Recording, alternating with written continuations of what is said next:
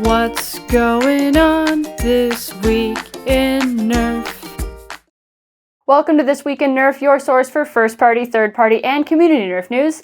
I'm Adriana, and this week there is a ton, so let's stop it with the intro and just do the news.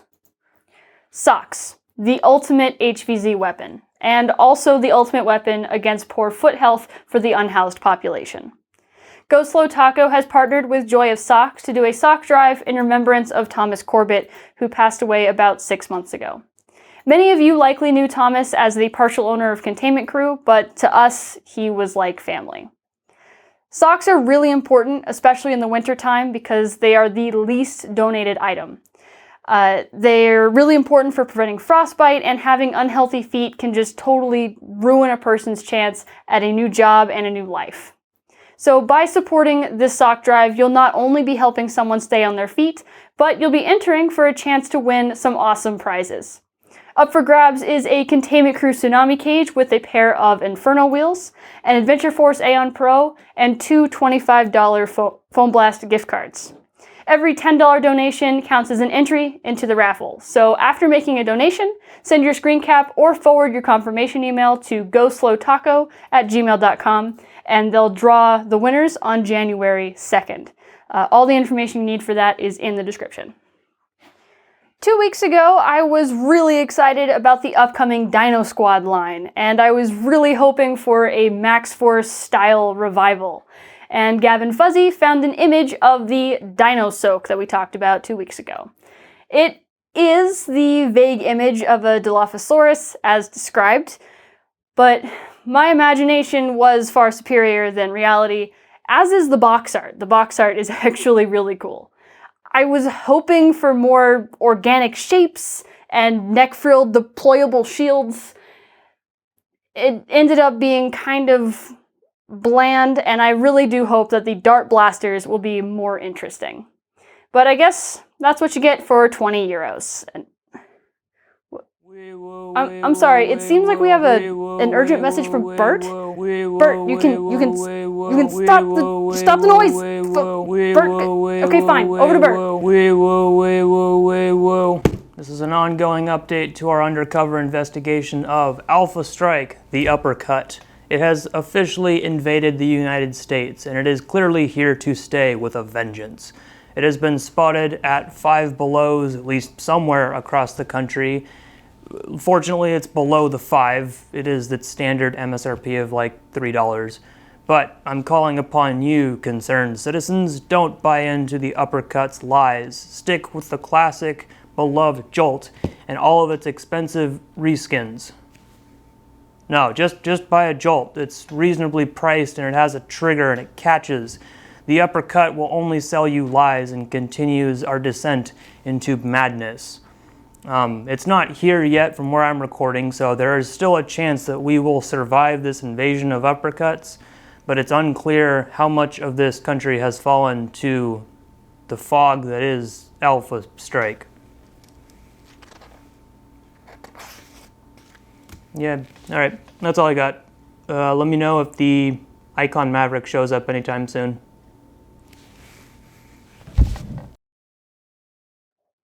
Bert, are you okay? You know what? He's fine. Now, for a couple of points about a new blaster that people actually care about.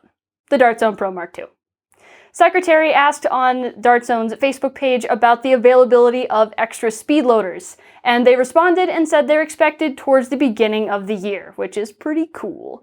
They referred to them as the accessory kit, but the final makeup of what that kit will be is not finalized quite yet. And I just want to say I love how quick they are to answer community questions. That's a great marketing team. Also, on the topic of the Mark II, Vantage Point Systems discovered a super easy way to service the blaster without complete disassembly. You just have to remove the slide, and then you can remove both the spring and the plunger in case you need to re-lube, replace the O-rings, or swap springs, whatever you need to do. And, last point, I promise, it will forever amuse me that now we're getting blasters that some people want to tune down. Out of Darts is now selling a spring to drop the performance of the Mark II to 100 FPS, making it more manageable for HVZ or indoor wars or maybe even kids depending on the strength of the prime. Pretty cool. And while we're talking about compact springers, Foam Technician released files and the hardware kit for the Ftec 1. This is a pump-action springer with Talon-compatible mag-in grip. Depending on your build, you can hit between 150 and 235 FPS in a 17-inch package. That is just slightly shorter than a stockless Talon Claw. And it's got slam fire, which is pretty cool. The collapsing stock can be extended to a total of 22.5 inches, so however you need it to be. The hardware comes out to $60 and the files are being sold for $30. And as always, make sure you check your printer size for compatibility before you purchase people's files. And also, continue to be awesome as a community by not sharing files. That's how we keep getting cool blasters. Keep being good. DDart made a bunch of waves earlier this year with the announcement of a new line of blasters. But due to the global pandemic, news from the upstart blaster brand has been sparse. Until now. We found out this week that DDart is selling the Tempest V2 on eBay and their website. And they sent us a review sample of the Tempest V2 and we're pretty excited to put it through its paces. Right now, I can tell you that the biggest improvement is compatibility with standard darts.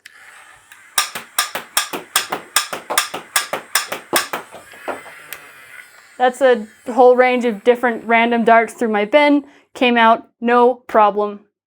Excellent improvement. And on top of that, they've given us a little bit of insight into their supply chain issues. Michelle spoke with a representative from Bullseye Limited, and they've informed us the new blaster lineup should start showing up for purchase in February 2021. This is due to supply chain issues caused by the pandemic, but they are confident they can start delivering new products in February. There's no word on which ones will be available first or if they'll all be available at the same time.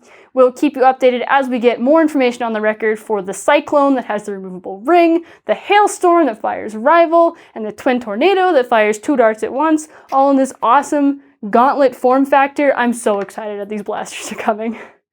February seems so far away, yet so close. Colloyton over on Reddit wasn't happy with Hurricane mags, so he set about creating the Fast Reload magazine that is a much faster and more elegant solution to the problem of clumsy Hurricane reloading. If that name sounds familiar, it's because we featured his battery holder last week. So to load this thing, you rotate the drum until it locks, and then you have access to all 6 slots to be rear-loaded. And as soon as you partially pull the trigger, it unlocks the cylinder and will advance to the next dart automatically. And it can even be partially loaded or have empty slots, so you can start firing before you've even finished, just in case you're ambushed in the middle of a reload. It does require the spring from a standard Hurricane magazine and an additional small spring for the lock. The files for this are available on prusaprinters.org for free under a non-commercial license, so you can check that out. Hasbro is cashing in on Disney's The Mandalorian with a replica Ambin Phase Pulse Blaster for a whopping $120. Luckily for that price, it does look shockingly like the actual prop. It's a single-shot breech-loaded blaster, and the action of the breech actually looks pretty fun. It's like springy, and it comes with really, really shiny silver darts. It's the longest ever Nerf blaster at 50.25 inches, which is over 4 feet long. And they are not holding back on deco for this one. It has a wood-textured stock, lots of gold details, battle wear, and weathered deco all over the whole blaster, and they actually have photos of both sides, so they are not skimping on this one. It even has some lights and sounds, and an electronic scope.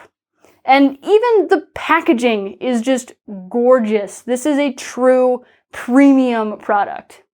But the batteries are still not included, which is a little funny.